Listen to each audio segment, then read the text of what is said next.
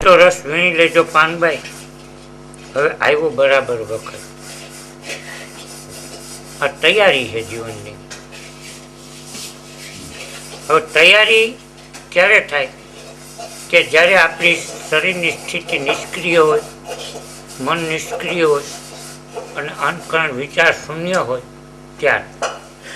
જ્યાં સુધી આ ત્રણેય વસ્તુ એક કારમાં નથી આવતી ત્યાં સુધી આ બરાબર જે ગંગા શક્તિની તૈયારી જોઈ છે એવી થતી નથી. એટલે જ એને મુદ્દા જે કીધું, પહેલી કતારીએ પરીક્ષા કીધી, બીજી મારા બાણ, ત્રીજી ત્રણ ભુવનમાં સંતરી, ચોથી વિંધાણા પ્રાણ. આ ચોથી જ્યારે કક્ષા થાય ત્યારે પ્રાણ વિંધાય. ત્યાં સુધી પ્રાણ વિંધાતો નથી. અને પ્રાણ ન વિંધાય ત્યારે ત્યાં સુધી 10મા દ્વારનું ધ્યાન થતું નથી. આ ત્રણ જ વસ્તુને એને સ્થિર કરવાની. વીણવું હોય તો રસ વીણી લેજો પાનબાઈ, હવે આવ્યો બરાબર વખત. ઉભા રે થાવ પાનબાઈ, સુરવીરપણું રાખો, હવે લાંબો નથી કાંઈ પણ. આ કેટલી તૈયારી બતાવે.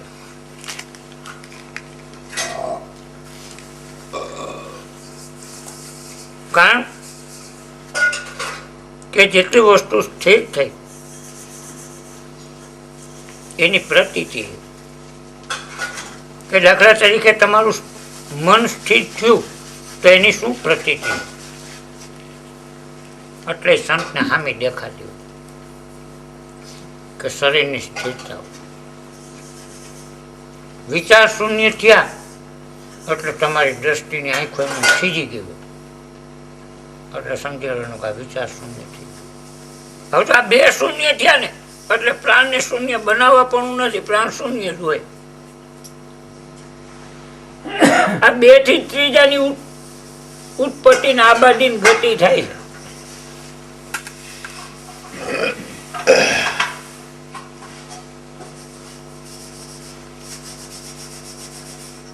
ભાઈ લે, આ રસપાત્ર અગમ અપાર છે, કોઈને કહ્યો ન જાય.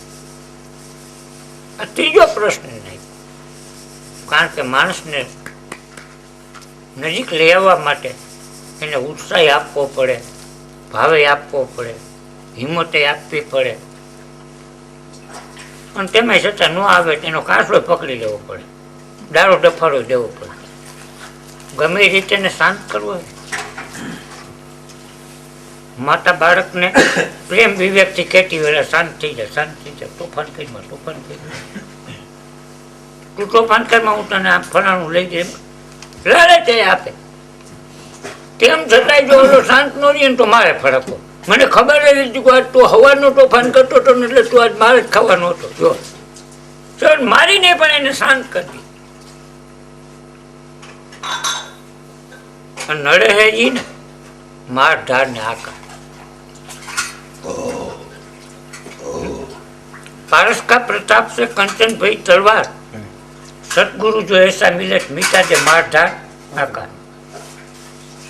जो सतगुरु एवं मरी जाए तो आ काल कर्म ने स्वभाव ना बंधन ने तोड़ी नाखे. आज के लिए कई ना रहित बनावी. नड़े है तो आवड़ू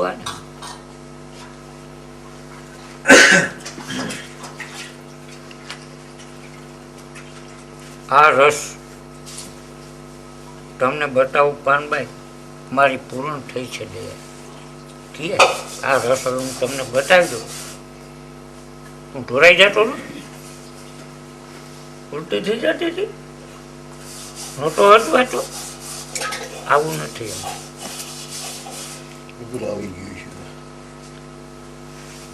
કૃષ્ણ ભગવાને ગીતામાં કહ્યું કે અર્જુન, તું મારો સખો છો, પ્રિય છો, એટલે મારો જે ગુપ્ત રહસ્ય રહ્યું યાદ તને કહી દઉં. કારણ કે તારાથી વધારે દુનિયામાં મારે કોઈ પ્રિય નથી. કેટલું બધું અર્જુનને કીધું. છતાં ભગવાને કઈ ગીતામાં કીધું નહીં. આ કહેવાનું છે, કરી દેવાનું કાંઈ નથી. એ વાતને સમજી લેવાની ખાસ. કઈ બધું એમ પણ કરી ન દે. કેમ કરી ન દે એનું કારણ શું? અમે કઈ તમને થઈ જવું જોઈએ. કરી દેવાનું એટલે નથી. તમને નથી થતું તો હું તેમ કીધા કરવાનું.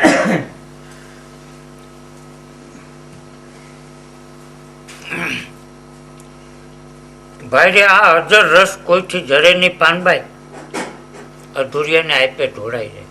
તો હજી એને ઊંચે જ લેતા જાય. પણ જ્યાં ઉઠેનું હવા હાથ ઉપર આસન નહીં બને, એ આસન ઉપર એની સ્થિરતા નહીં થાય, ત્યાં ઉઠી ગંગા સતી આમ જ પાનભાઈ કીધા કરશે. કારણ કે નથુરામ બાપાનું હવા હાથ ઊંચું આસન રહેતું, એટલે એની સુરતા ધ્યાનમાં લાગી ગઈ હતી ત્રિકુટી. એનું હવા હાથ આસન ઊંચું કહેવાય. આ શરીર નો રહે ઊંચું. પ્યો ને પ્યાલો પ્રેમ કરી પાનભાઈ, ત્યારે લેરમાં લેર સમય. જો આ પ્રેમથી પ્યાલો, પ્રેમનો અર્થ જ છે ભૂલી જવું.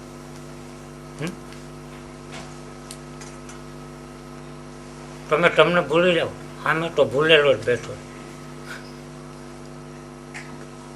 તમે તમને પકડીને બેઠા છો એટલે સામે બિચારો બંધન વાળો બેઠો. નકર આમાં આવું કઈ છે.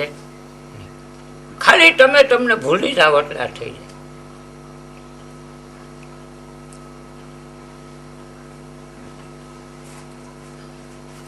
પછી કીધું ભાઈ રે, આપ્યો રસને ખોળામાં બેસાડ્યો, મૂકો મસ્તક ઉપર હાથ. આપી દીધું. શું આપ્યું, કેમ આપ્યું, આ ન કીધું. આ સમજાણું નહીં, સમજાયું નહીં. હવે આપ્યું એટલે એનું ધ્યાન લાગી, એની સ્ફૂર્તા પ્રાણના, વિચારના, પ્રકૃતિના, મનના, બુદ્ધિના, ઇન્દ્રિયોના બધા ક્ષેત્રને છોડીને એવા ક્ષેત્રમાં વહી ગઈ કે ત્યાં કાંઈ આ છે.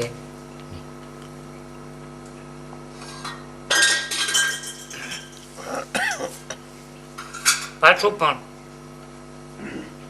જે એક આ દીક્ષાનો પ્રકાર છે,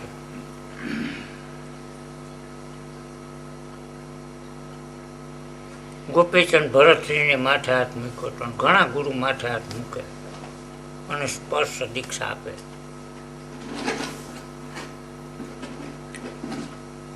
દીક્ષા 4 પ્રકારની હોય.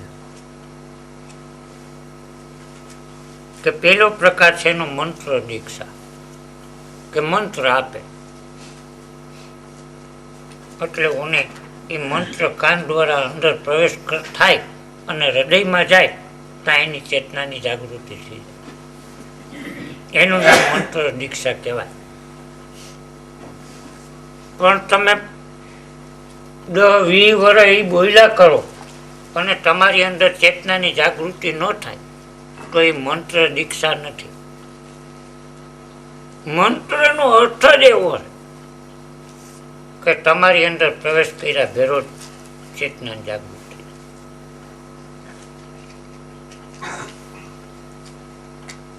બીજું સ્પર્શ દીક્ષા,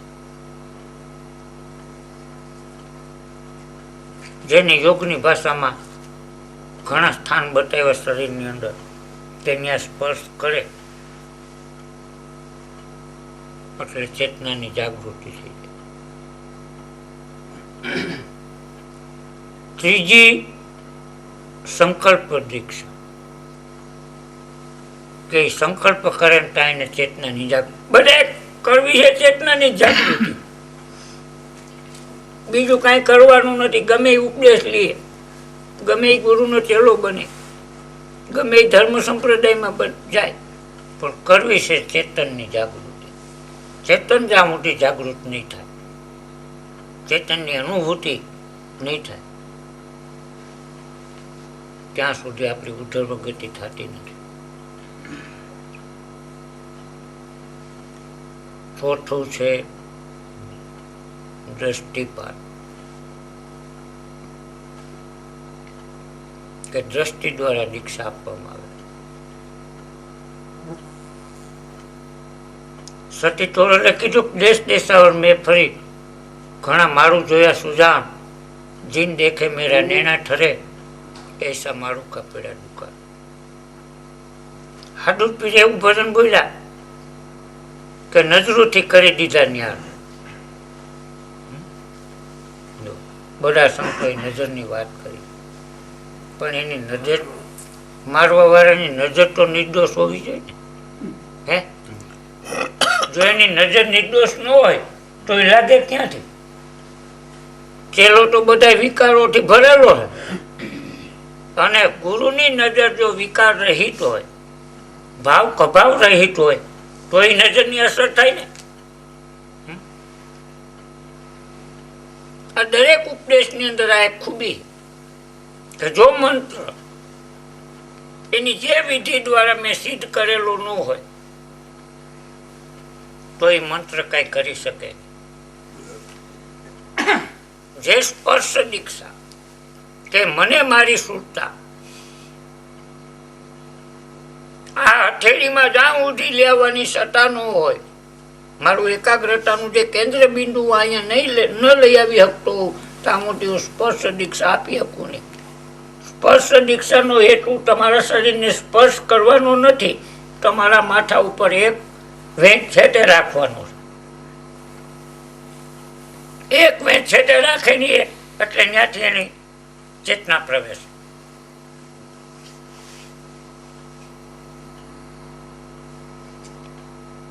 સંકલ્પ ક્યારે તમારો સિદ્ધ થાય કે જ્યારે તમારું અંતકરણ વિચાર રહિત હોય તો.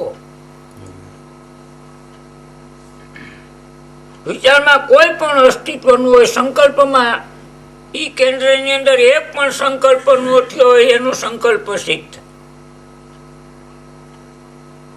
પેલા તો આ ચારમાંનો ગમે તે વ્યક્તિ હોય પોતાને ભૂલી ગયેલો હોવો જોઈએ, મરી ગયાનો અનુભવ કરી જીવતો હોવો જોઈએ. એ જ એટલો સહજ રહી શકે, બાકી રહી શકે નહીં. પણ એ સહજ રહી શકવા વાળી વ્યક્તિ પછી એને જે કઈ, કારણ કે આ જે વિષય રહ્યો એ ટાઈપ, તમે મંડળને ઠેકડો મારો ને કુવામાં, એટલે ઠેકડો મારો ત્યાંથી જ નક્કી થઈ જાય કે આટલું જ પાણી કાપી શકશે. એને પોતાને ખબર પડી જાય, બસ એને નક્કી ન હોય કે હું તળિયે જાય છે. એ પાણીને આડ્યો અને સ્પર્શ કર્યો ને એટલે એને ખબર પડી જાય કે હું તળિયે નહીં પૂગું. બસ એમ જયારે તમારી દેહ દશા કે દેહથી પર સુરતા ગઈ એટલે તમને જે સત્તા મળી જવાની મળી જાય, એમાં વધઘટ ન થાય. પડી તમે કરો તો ભલે, ન કરો તો ભલે.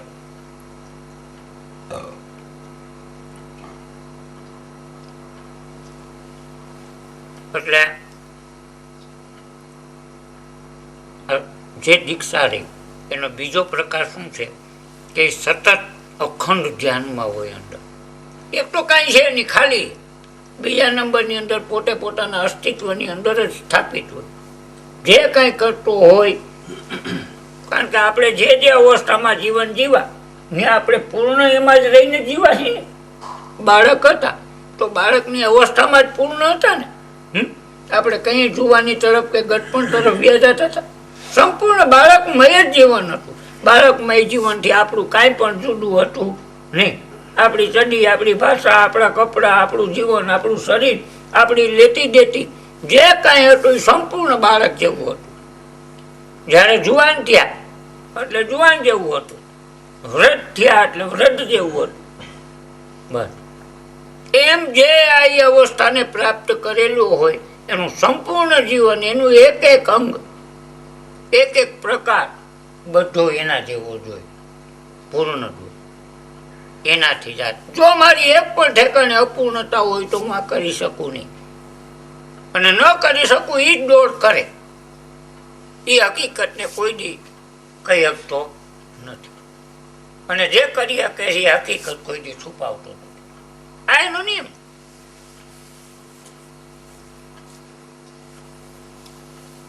એટલે એને કીધું કે લાલી લેવા મેં ગઈ ખુદ હો ગઈ. જો આ લેર સમય એનો અર્થ આ છે કે એની એકવાર જો લાલી લેવા તમારું મન જાય, તમારો ભાવ જાય, તમારી શાંતિ જાય, કાંઈક ને કાંઈક એવી ઉત્કંઠા હૃદયમાંથી જાગી જાય એ લાલી લેવાની ને તો તમે લાલ બની જાઓ. અને આ લાલી લેવાનો જે ઉત્કંઠા જગાવી સંતોનો ધર્મ છે. એટલે તમારી પાસે એવા શબ્દો રજૂ કર્યા કરે બસ જો એવી ઈચ્છા થાય એવો ભાવ થાય કારું જાણી લો.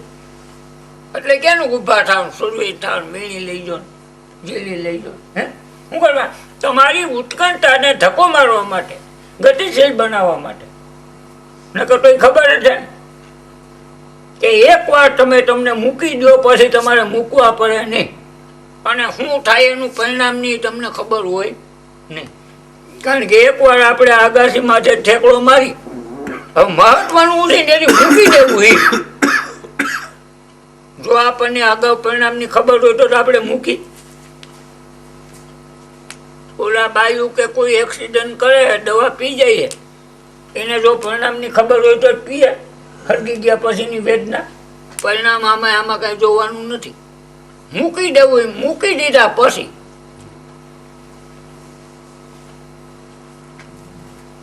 એટલે એને જાડેજાને કીધું તોરલે છે કે હે જાડેજા, આ શાયરમાં દેજે દોટ. આ દોટ દેવાની પણ ક્યાં શાયરમાં? જોઈ લો આ કેવી વાત કરે છે કે શાયરમાં દેજે દોટ જાડેજા, શાયરમાં દેજે દોટ, તારણ હારો તને તાર ભાઈ. એને એકવાર મૂકી દો પછી જે થવું એ થાય. એને કબીર સાહેબે કીધું કે ચડે તો ચાખે પ્રેમ રસ ને પડે તો ચકમાં ચૂર. બે વાતથી હરખું છે. જો ચડી જાઓ તો એ પ્રેમ રસ ચાખી જાય એમ છો, અને પડી જાવ તો તમારું અસ્તિત્વ મટી જાય. બે બાજુ પ્રેમ જ છે. વાં તમારો નિર્ધારિત, ચડી જાવ એટલે પ્રેમ એ નિર્ધારિત પ્રેમ છે, આ વગર નિર્ધારેલો. બાકી છે બે માં પ્રેમ ભાઈ. હે હા,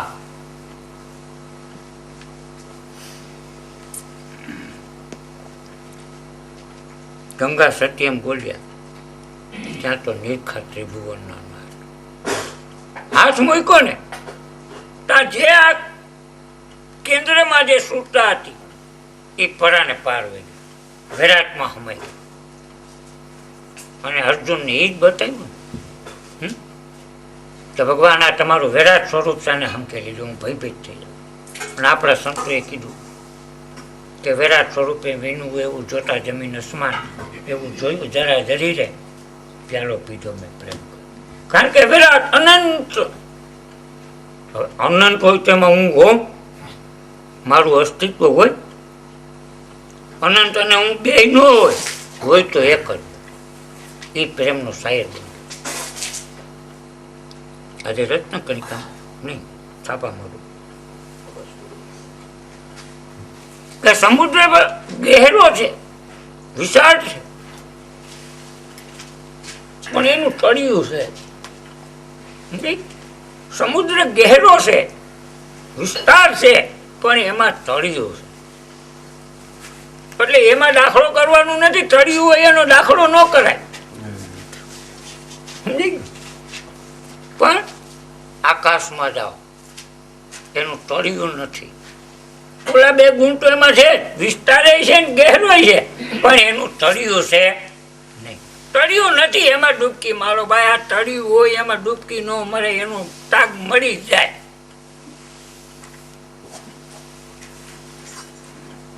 એટલે આપણે કદાચ ધ્યાનમાં વ્યા જાય તો એનું તળિયું, પણ ધ્યાનને બાઈને વ્યા ગયા એનું તળિયું નથી. એટલે એને સંતોની આ કે આ બોધકથામાં કેવું દ્રષ્ટાંત એને આપણને સમજાયું કે સમુદ્ર એટલે પૃથ્વી માથે હોય, પૃથ્વીની ઊંડાણમાં જાવ એટલે તળિયું હોય.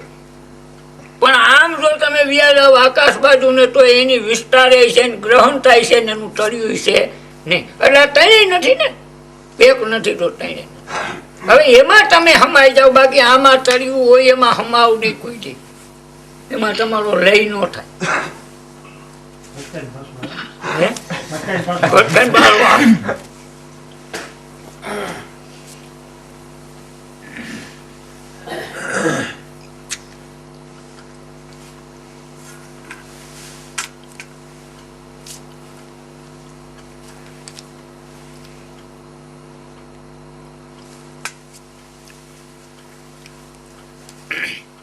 ગુપ્ત રસ્તા તો જાણી લેજો પાનભાઈ, જેથી જાણવું રહે ની કાયમ. ઓઘરે આનંદના કાયમ રહે, સેજે છે સંજય બધા મટી જાય. ભાઈ સુરવી થઈને સંગ્રામે ચડવું પાનભાઈ, માયલું મન ફરીને ઊભું થાય. કેવળ ભક્તિને તમે એમ પામો પાનભાઈ, જેથી જન્મ મરણ મટી જાય. જો કેવળ, કેવળનો અર્થ શું છે? કે જ્ઞાન મુદ્રા બતાવી છે. આજે બતાવીને જ્ઞાન મુદ્રા કેવળ કહેવાય. આનો જે સ્પર્શ એટલો બધો સહજ હોય, આ કેવળ. હવે એમ જો તમે તમારી અંદર ઉતરી જાઓ અને કેવળ જેટલા સહજ હો છો તો એનાથી નહીં સહજ, પણ એટલા કદાચ સહજ બની જાઓ તો તમને નામ મળી જાય. અને નામ મિલા તો સબ મિલા. નામ મળી જાય તો બધું મળી જાય. એવું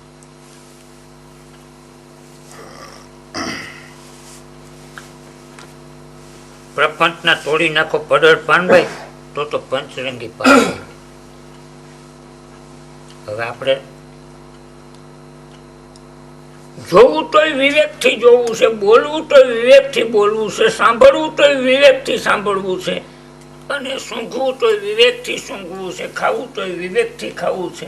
પણ બીજો પ્રકાશ જ નથી ફેંકવો તો પ્રપંચ આવે ક્યાંથી?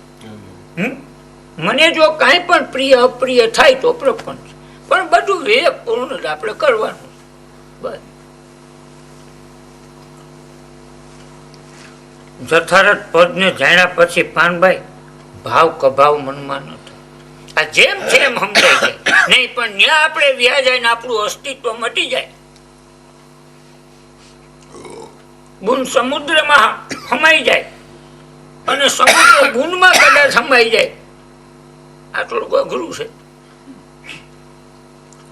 સમુદ્ર તો ગુણમાં સમાઈ જાય, સમુદ્રમાં બુંદ સમાઈ જાય, પણ ગુણમાં સમુદ્ર સમાઈ જવું નહીં અઘરું.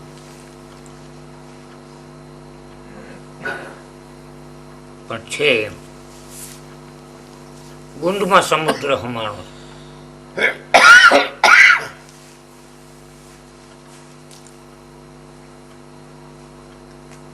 ભાઈ મેદાનમાં આવે મામલો મચાવો પાનભાઈ, ભજન કરો ભરપૂર. ગંગા સત્યમ બોલ્યા, વરસાવો નિર્મળ. તમારા ચહેરાની મુદ્રા જેવી બની જવી જોઈએ, કારણ કે મુદ્રાથી જોવાથી જ ખબર પડે. બાપુના, સુરવીરના, રાજાના, રંકના, દુકાળના, દાતારના એનો ચહેરો જોઈને ત્યાં ખબર પડી જાય.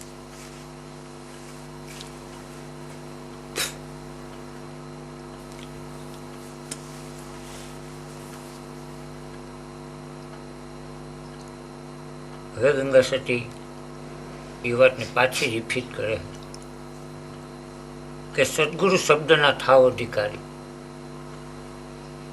પાનભાઈ મેળો અંતરનામાં, આ શબ્દ જ આ મહત્વનો વિષય છે. આ બાબત માટે શબ્દ સિવાય આમાં કાંઈ મહત્વનું નથી.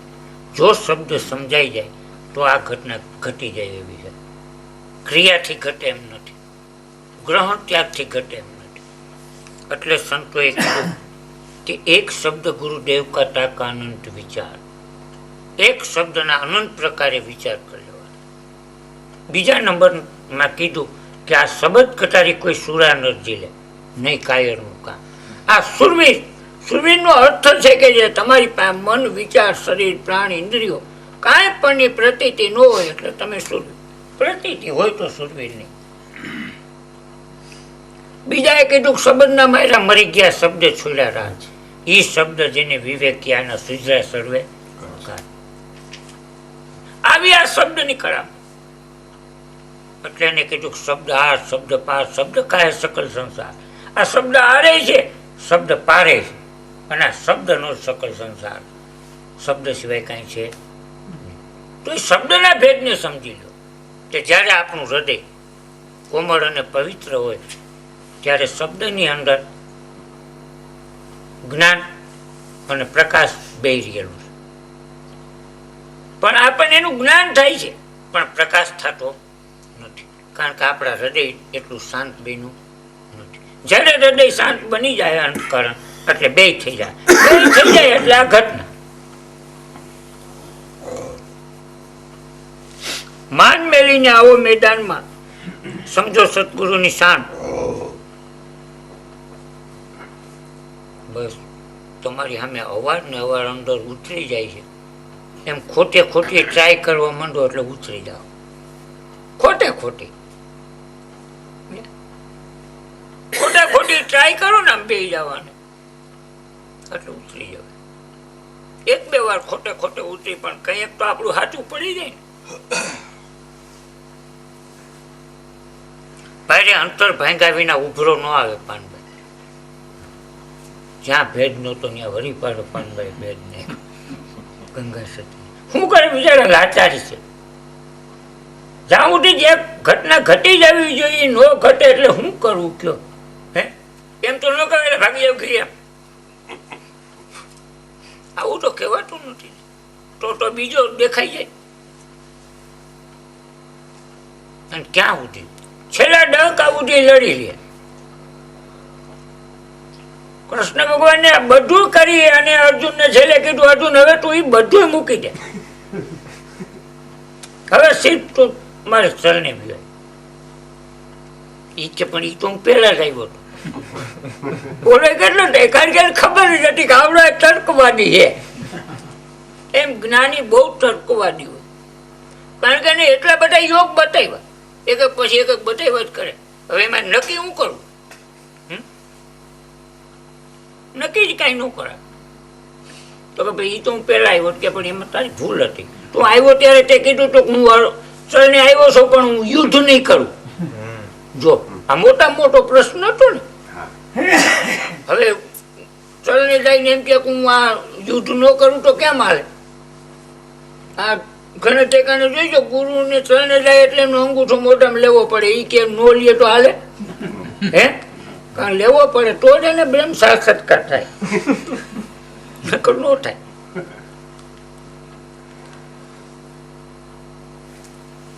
તો કે તું મારા ચરણે આવી જાય એટલે આને સ્વીકાર લે પોતાની ભૂલ. 18 અધ્યાય બનાવીને એની ભૂલ બતાવીને જોઈ આ કળા હું છે સંતની. એ જે નોટો કરતો એ જ કરાવ્યું ને.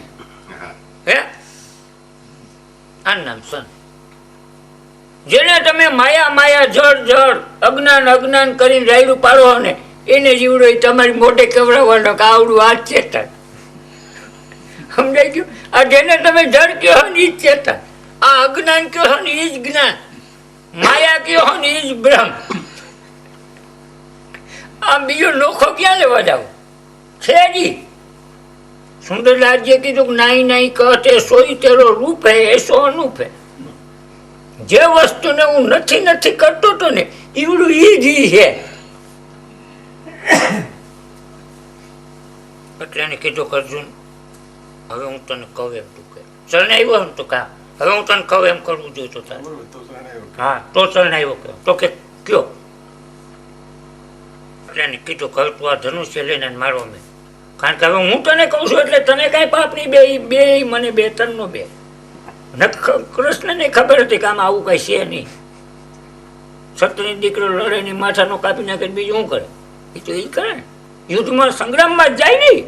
હે એનું ધર્મ એ અને પાછું સર્વશ્રેષ્ઠ બરાબરી. કાયા રોજ બરાબર એ ન મોકલી આપે.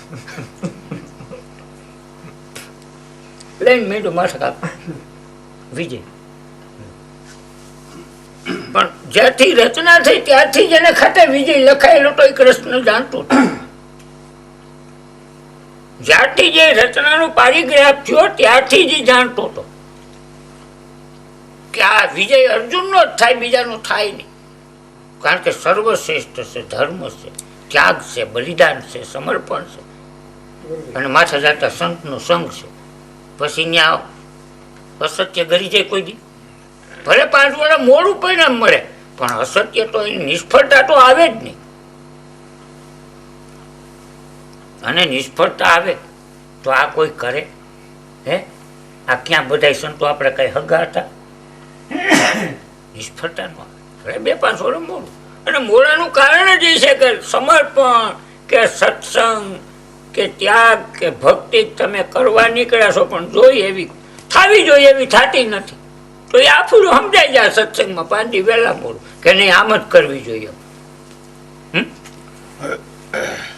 એ છેલ્લે એને સમજાયું ને અર્જુનને પેલા જ વેલા સમજાયું હતું પણ એ ન સમજે.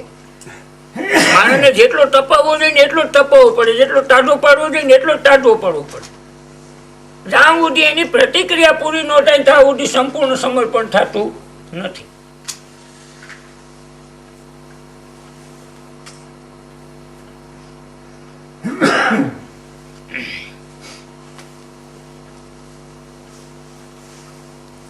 આટી છૂટે જ્યારે અંતર તણી પાનભાઈ પ્રભુ દેખાશે આપોઆપ. હવે ખોટું ન કરી નાખ્યું, હાથ મૂકો નીરખો, આ બધું ખોટું નથી. હે બોધ ને ઉપદેશ ને નો થાય ભાઈ, તો બોધ દેવા જ ન થઈ પણ નહીં. જે અંતકરણ જે રહ્યું એક આપણે વ્યક્તિ તરીકે, ભાવ તરીકે, વિચાર તરીકે એનું સીમિત ક્ષેત્ર બાંધી દીધું. પણ જયારે એ અંતકરણની પરાકાષ્ઠા અસીમિત થઈ જાય એમાં તમે પછી રહ્યો ક્યાં, જરો કેવી રીતે? હે અંતકરણ જો તમારું શાયર બની જાય તો ત્યાં તમારું અસ્તિત્વ છે શું? પછી તમે જ ન હો ત્યાં. આ તો ઓલું વિસ્તાર વાળું નથી બનતું. વાત વાત દીધી.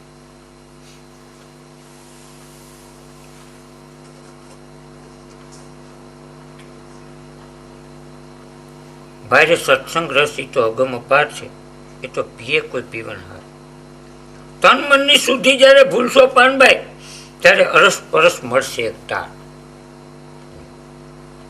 આપોઆપનો અર્થ શું છે કે તન મનની શુદ્ધિ ક્યાંથી ક્યાં ફેરી ફેરી પાછા હતા ને જ લીવન. તન અને મન આ બેની સામે બેઠા સુધી ભૂલાઈ જાવી એટલે અરસ પરસ તાર મળી જાય. બસ જેમ મારો પ્રાણ હાલતો હોય છે એમ તમારો હાલવા મંડી જાય, મારું ધ્યાન લાગેલું છે તમારું ધ્યાન લાગી જાય, મારું અંતકરણ શાંતિ છે તમારું અંતકરણ શાંત બની જાય. બસ આવડો આ બોધ છે. આ કેવા બોલણ 5 નાની દ્વારા બોધ દેવાય જ નહીં અને દીએમાં કાંઈ લાગે નહીં.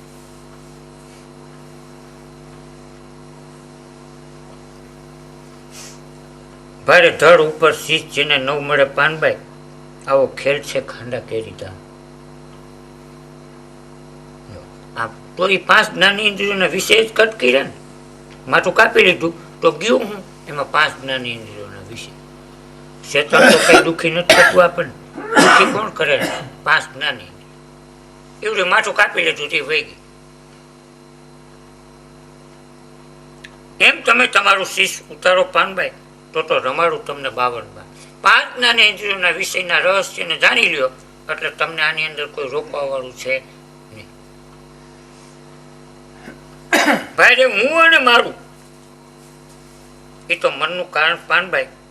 એ મન જોને ધણી મટી જાય, ગંગા સતી એમ બોલ્યા તો થાય પૂરણની ઓળખાણ.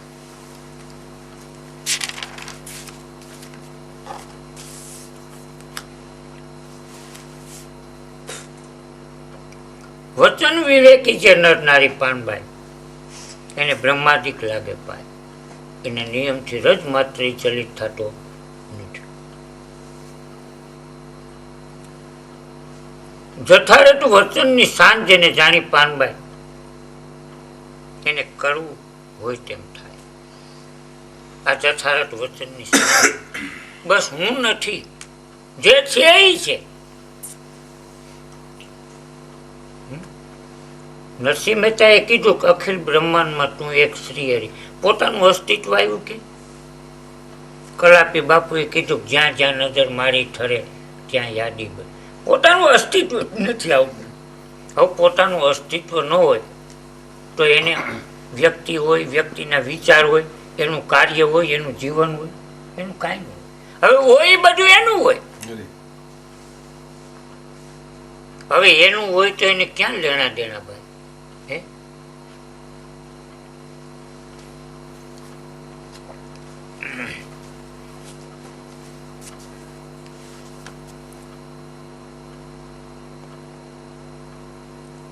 વચનમાં સમજે ને મહાસુખ થાય એ તો ગત ગંગાજી કહેવાય.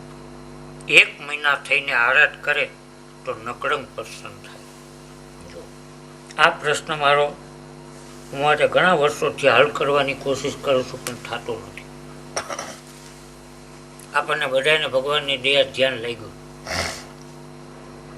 મને વર્ષોથી આપણે નાનપણથી બધા ભેળા છીએ.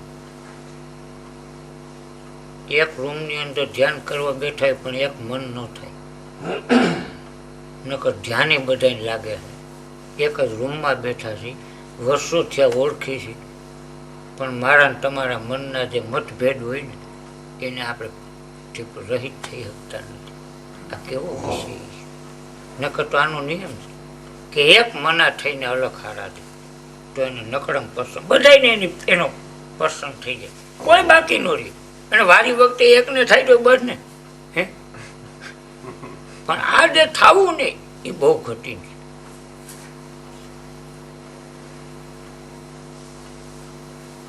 વચને થાપ ને વચને ઉઠાવ. જ્યારે પણ આ બે પ્રતિક્રિયા છે જીવનને ઉપયોગી, એમાં બેમાંની ગમે એ કરે તો એની દ્રષ્ટિમાં વચન હોય. અને વચને મંડાઈ જોને પાઠ. વચનના પૂરા ઈ તો નહીં રે અધૂરા, વચનનો લાવો જોને ઠાર. વસ્તુ વચનમાં છે પરિપૂર્ણ પાનબાઈ, વચન છે ભક્તિનું અંગ. એ વચનને હૃદયમાં સ્થાન આપ્યું, કારણ કે જીવન જે હું તમે જીવી છે એ હૃદયમાં રહીને જીવાય એવું છે. એટલે જ્યાં આપણે ભાવ હતો, વિચાર હતો, ઈચ્છા હતી, ત્યાં વચન રાખી દીધું. એટલે આખું જીવન પલટાય. જ્યાં હું લઈ લેતો હતો એની દિશા બદલીને આપી દેવા માંડ્યું. જ્યાં ક્રોધ કરતો હતો એ દિશા બદલીને પ્રેમ કરવા માંડ્યો. આખી દિશા બદલાઈએ. વસ્તુ વચનમાં છે પરિપૂર્ણ પાનભાઈ, વચન છે ભક્તિનું અંગ. ગંગા સતી એમ બોલ્યા, કરવો વચન વાળાનો સંગ. ભલે એક મના ન થાય તો કાંઈ નહીં, પણ સંગે ન કરવો. શાનમાં શાન એક ગુરુજીની કૌપાનબાઈ, જેથી ઉપજ્યા આનંદના હો સિદ્ધ અનુભવ એના ઉર્મા પ્રગટે, તેને મટી જાય માયા કે રક્ષો. સિદ્ધ અનુભવ એટલે તમને આ ચારેય વસ્તુ પૃથક પૃથક છે એવું સમજાઈ જાય. ચેતન પૃથક છે, પ્રાણ જુદો છે, વિચાર જુદો છે, અને આ શરીર જુદું. આ ચારેય મુદ્દાની ગતિ, ઉત્પત્તિ, સ્થિતિ, ક્રિયા, ભાવ, કબાવ, રૂપ, રંગ બધું તમને સમજાઈ જાય. તમારે સમજવા પણ કાંઈ રહે.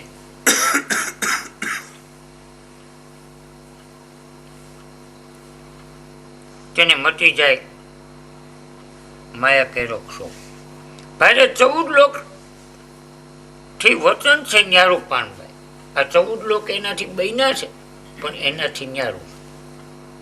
આ વાત કેવી કરી કે કૃષ્ણ ભગવાને અર્જુનને કીધું કે હું એની અંદર સૌ બાઈને સૌ એમ. એટલે અંદર હોય કદાચ આભરસટ વાળું બની જાય, પણ બાઈને હોય તો અભરાય જ નહીં. હે, બાઈને હોય એને આપણું સ્પર્શ કરે, અંદર હોય તો આપણી તમાકુ બીડી વાળું ની થઈ જાય, પણ બાઈને હોય એને જ કઈ થાય નહીં ને.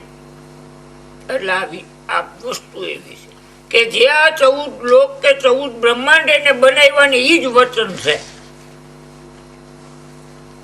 કારણ કે એ ન હોય તો એમાં આ કલા ન હોય, સૌંદર્યતા ન હોય, બુંદ ન હોય, બુંદમાં ચેતના ન હોય, અને નાદ ન હોય. જોઈ લો, આ બધી વસ્તુ બધામાં છે જ. હવે બધામાં છે એ પ્રશ્નને કાઢી નાખો એવડું ઈ જ છે. આપણને પ્રશ્ન શું થાય છે કે આ સ્થૂળ રૂપ દ્રષ્ટિથી એને જોઈ છે, એટલે પ્રશ્ન થાય છે કે આમાં છે, પણ આ ઈ જ છે એવું આપણે સ્વીકારી શકતા નથી. કલાપી બાપુએ સ્વીકાર્યું તો ઈ જ સ્વીકાર્યું ને, હે, કે બીજું કઈ સ્વીકાર્યું? કે જ્યાં જ્યાં નજર મારી ઠરે ત્યાં યાદી ભરી છે. હવે એ જે વસ્તુને હું જોઉં છું એ ઈવડું ઈ જ છે, બીજું છે નહીં. હવે જે મને અંતકરણમાં ભાવ પર ભાસ થતો તો એ સંતોને નથી થતો. હવે જો એ મને ભાવ ઉડી જાય તો જે સંતોને જે રીતે એ દેખાતું તે રીતે મને દેખાવા મળી જાય. આમાં કોઈ ભેદ તો નથી.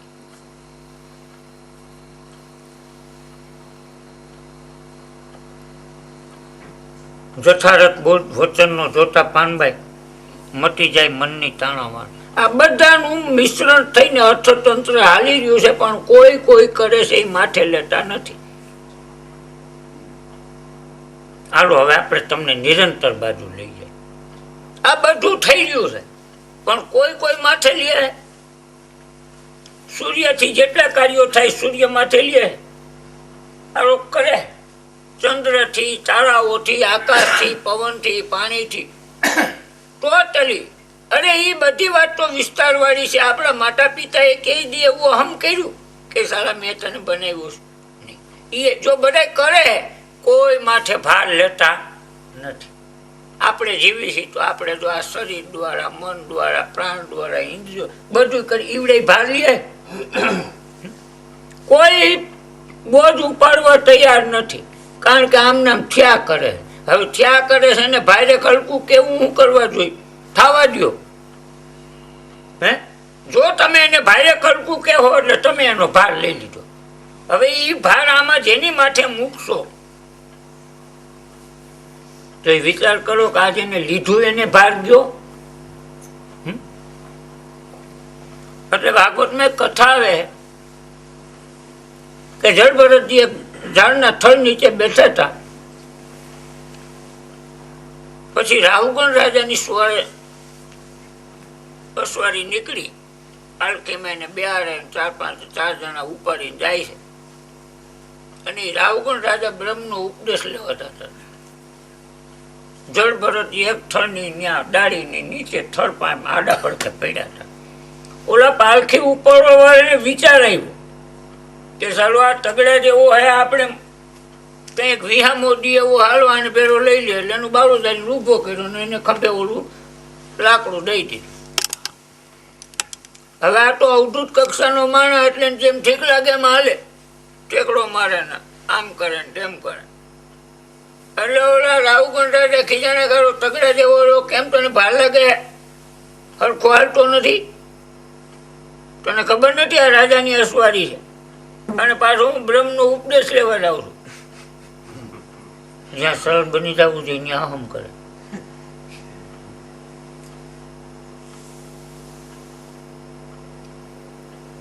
જળભરતની થોડીક આંખો ખેસાણી. એટલે હાલતા હાલતા ખંભે ઢોળું હતું કીધું કે હે રાજા રામગઢ, તું વિચાર કર. જો પેલો જ પ્રશ્ન આ છે. શું કીધું કે હે રાજા રાહુગણ, તું વિચાર કર. તું પાલખીમાં બેઠો છો, પાલખી મારે ખંભે,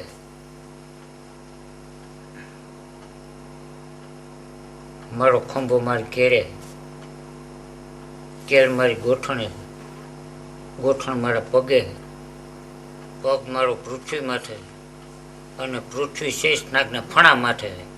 તો હવે તું વિચાર કરી લે આમાં કોને વજન લાગે છે? હે, રાહુગણ રાજાને ઠેકડો માર્યો તરત. પાલખીમાંથી મુક્ષ હતો, ભલે અહમ તો હોય શરૂઆતમાં, પણ હતો મુમુક્ષ. પછી પાલખી માટે ઠેકડો મારીને આ જળભરતના પગ પકડી લીધા. કે એ તમે સમજાવો કે આ કોને વજન લાગે?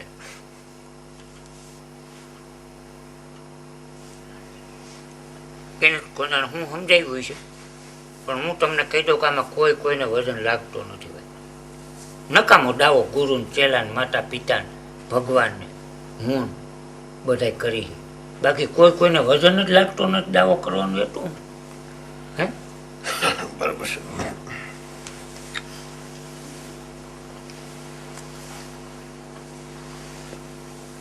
ભારે વચન થકી 14 લોક રચાણા,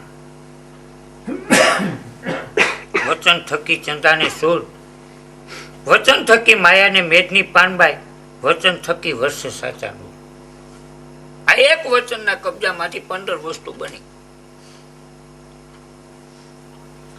કે ચંદ્ર, સૂર્ય, તારા, આકાશ, 5 તત્વો, 5 ને 3 8, 3 ઋતુ, 11 અને 4 ખાણી. આ માનવ ને પશુ પક્ષી જળચર ને વનસ્પતિ, આ 4 ખણી, આ 15 થયા. આ વચનમાંથી 15 વસ્તુ બની. હવે 15 બની, હવે બનાવવાળો 16મો, કારણ કે એની આબાદ તો રાખવો પડે. જેને બનાવ્યું એને આબાદ રાખવો પડે, એટલે ઈવડું 16મો. આ હોળે હોળ અનાદિથી ભેરા હિલાવે. આમાં કોઈ જન્મતાય નથી, કોઈ મરતાય નથી. આ હોળે હોળ ઈવડું પાછો એ 15નું મિશ્રણ કરીને આમાં પૂરા, અને એને જ નજારો જોયા કરે. એનો જ બનાવેલો બગીચામાં એ ફૂલડા સૂંઘે અને આટા માર્યા કરે. એટલે કોઈ સંતોએ કીધું કે એ 16મી કળા ને એ સંત, કારણ કે આ 16મી કળા છે. આ 15 ને જાણી લીધું, અને એને બનાવવાળાને જાણી લીધો.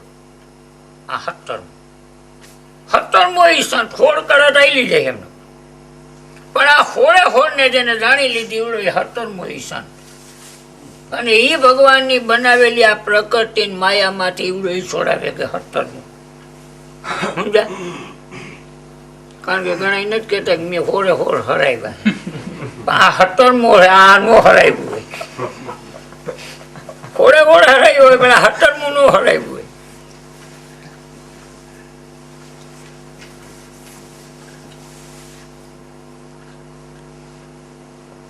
વચન થકી માયાને મેદની પાનભાઈ, વચન થકી વર્ષ સાચા નું.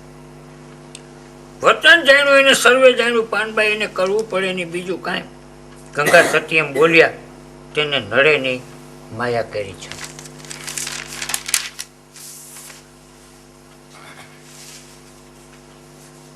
હવે થઈ ગયા પછી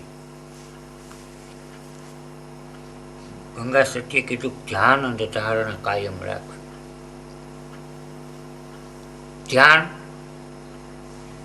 આપણા સંતોએ શરીરમાં 2 જાતના બતાવ્યા છે, એક નાદબ્રહ્મનું, એક ત્રિકુટી, 10મા દ્વાર.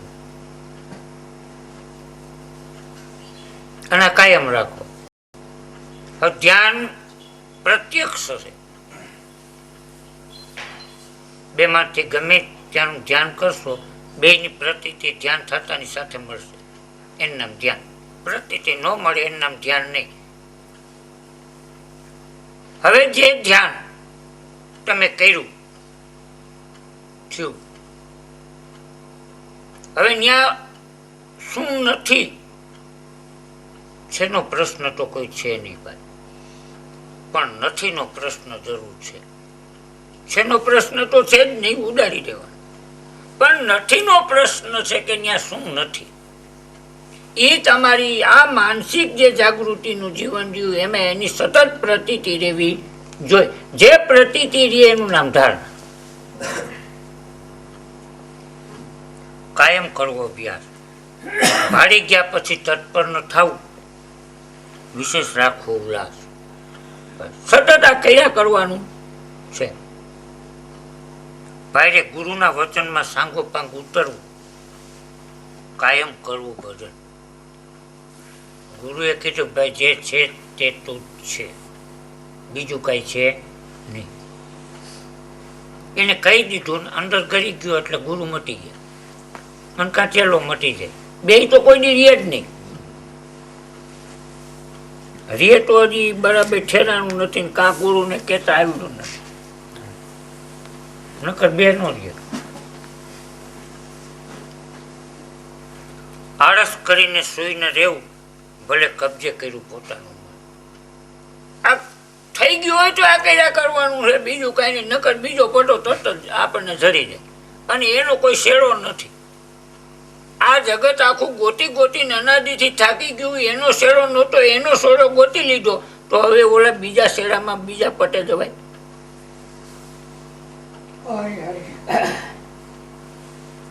ભાઈ હાથે પો રહેવું આનંદમાં, ને વધુ વધુ જાગે પ્રેમ.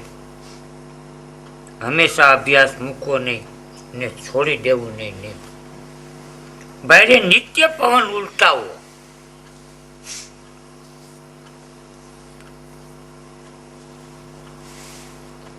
આ સતત કરવાનું, કારણ એ નથી.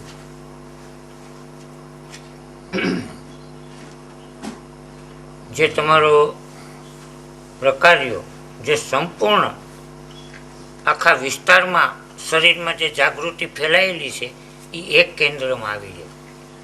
એને દાસ સવાએ કીધું કે સુરતા સુઘડ સમેટે એના ઘટમાં સાહેબ બેઠે. આખા વિસ્તાર જે સુરતાનો ફેલાઈ ગયો છે એ પવન ઉલટાવશો એટલે ધ્યાનના એક કેન્દ્રમાં આવી જાય. અને જેટલું ધ્યાન હશે એટલું જ તમારી પાસે ધ્યાન રહે, બાકીનું ધ્યાન મટી જાય. જ્યાં આખા શરીરની અંદરનું બહારનું આ બધી જે તમને જાગૃતિ અનુભવાય છે, સ્પર્શ એનો પકડ નથી, પણ એનો જે સ્પર્શ અનુભવાય છે આ એક સ્પર્શ રહે નહીં. ખાલી જેટલું ધ્યાન થયું છે ને એટલું જ ધ્યાનની આબાદી છે, બાકીનું બધું ખાલી ચડ્યું હોય ને કેમ બેરું થઈ જાય, ભૂલી ગયા હોય ને કેમ આપણું ન હોય, એવું થઈ જાય.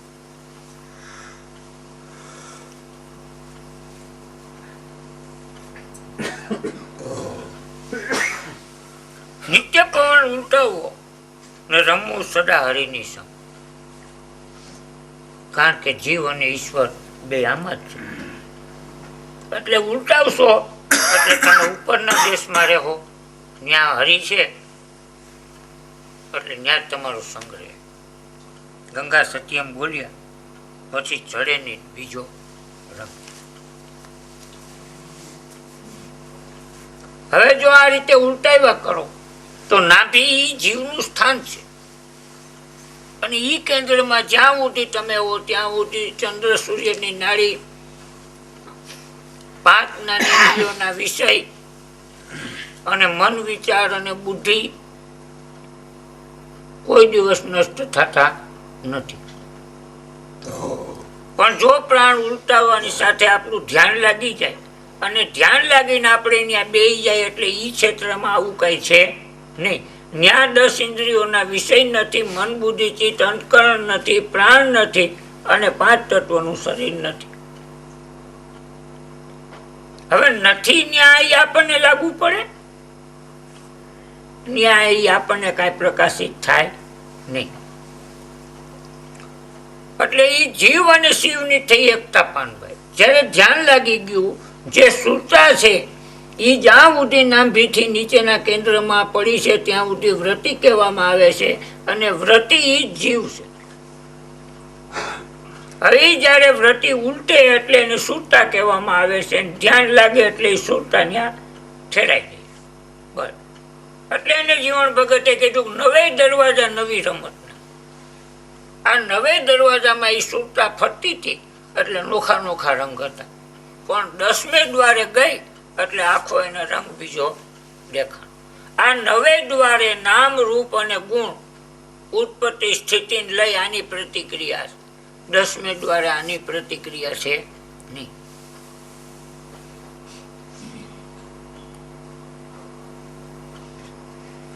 પછી કેવું રહ્યું નહીં કાંઈ. ધ્યાન લાગી ગયા પછી કાંઈ કહેવાનું નથી ભાઈ, કરી લેવાનું. અને કરવાનું હોય તો શું છે? સતત પવનને ઉલટાવું. એક એક પવન નાભીથી ઉપડે તમારી જાગૃતિનો રૂપડવો જોઈએ. એ તમારા ટોહી ટોહીનો રણકાર દઈને જ નીકળવો જોઈએ. પછી ફૂટાવો તો એમ જ થવું.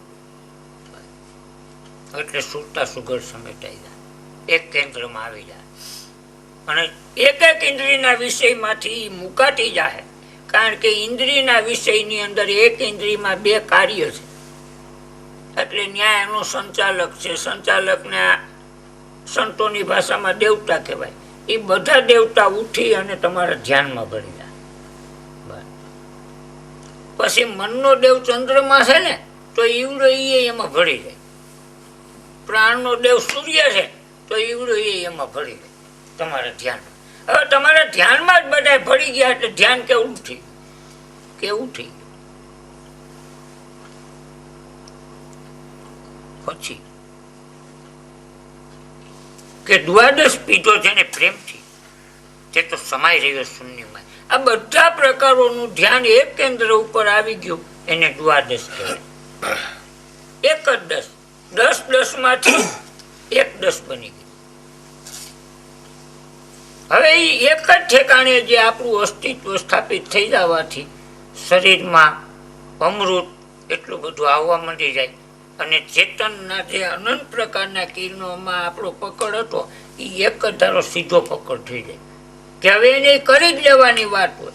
જ્યારે માણસને કાંઈ કરી લેવાની વાત આવે ઝઘડો કરવાની એટલે ગમે એમ ખાતો હોય ને તોય ભાઠો લઈને હળી જ કાઢે સીધે સીધો. બસ પછી હળી છે.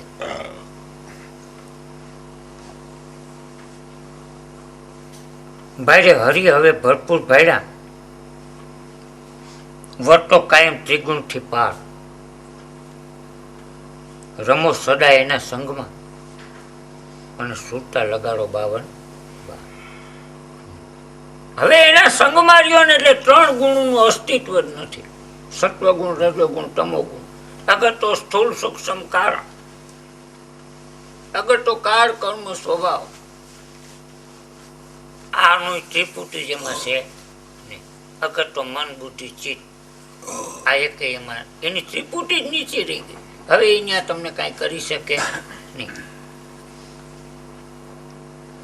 ભાઈ મૂળ પ્રકૃતિથી પાર ગયા ને તૂટી ગઈ સઘળી ભ્રાંત. આ મૂળ પ્રકૃતિથી પર જઈ અને આ સઘળી ભ્રાંત તૂટી ગઈ. મારો જન્મ થયો છે એ ભ્રાંતિ એને તૂટી ગઈ. પછી મરણનો પ્રશ્ન ક્યાં રહ્યો? જન્મ એ એક ભ્રાંતિ છે, હકીકત નથી. હા કોક સાંભળી જાય ને બીજો તે શું થશે? જે થાય છે એ કીધું છે ને આપણે તો.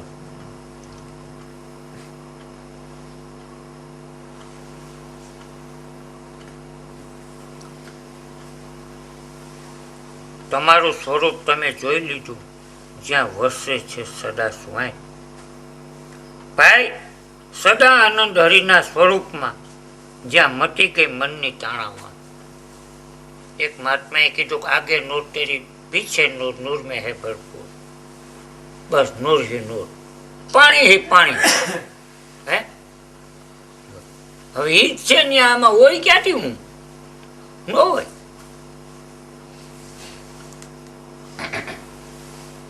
ભાઈ સદા આનંદ હરિના સ્વરૂપમાં જ્યાં મટી ગઈ સઘળી તાણા વાણ.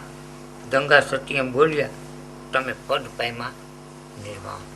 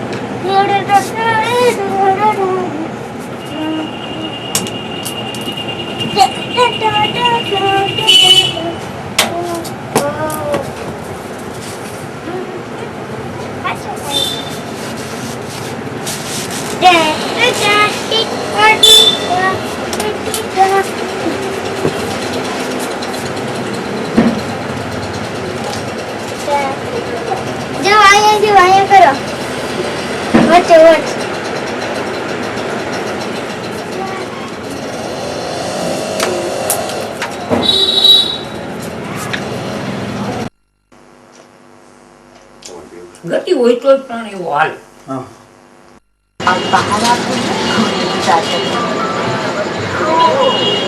अच्छा हमें अब हमारे यहाँ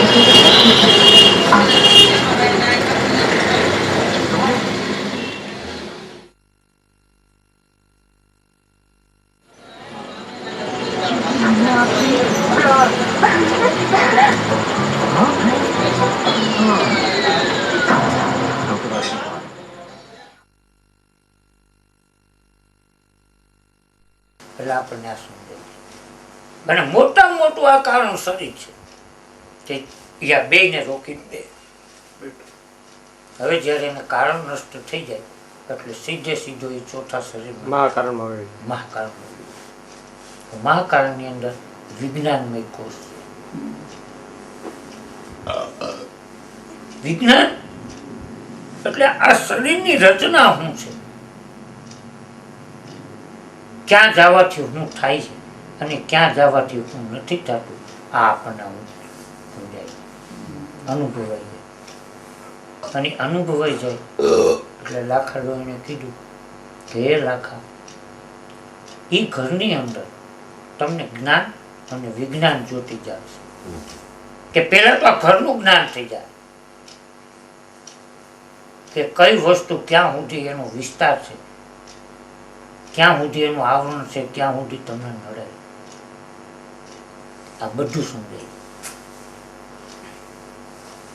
નકર આ શરીર મળ્યું, એને ગીતા લખી, એને ભાગવત લખ્યું, વ્યાસ ભગવાને લખ એટલા બધું સાહિત્ય બનાવ્યું, તો આ મળ્યું તો આ શરીરની અંદરથી જ એને પ્રકાશિત થયું ને, એના દ્વારા જ એને મેળવ્યું.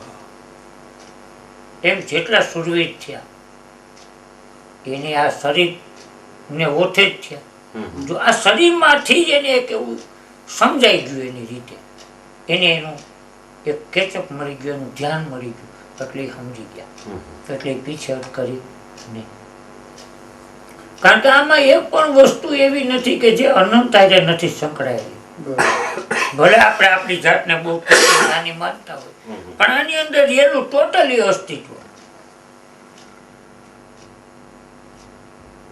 કે એક ખાલી તમે આંખથી જો તો આ આકાશ સુધીથી જોઈ લે, જો એ કેવડી એની સત્તા કેવડી. ત્યારે આ પ્રાણ, શરીર, તત્વો, ચેતન, અવાજ, આમાં એક પણ અસ્તિત્વ એવું નથી કે જે મારા તમારાથી સીમિત હોય એવું. પણ આપણને વિચાર દ્વારા આપણે નાના થઈ ગયા છીએ, અજ્ઞાની થઈ ગયા છીએ, એટલે આપણે એના ક્ષેત્રમાં રહીએ, નકર એવું નથી. હવે જ્યારે હલો, સૌથી પહેલા દાદી વૃક્ષ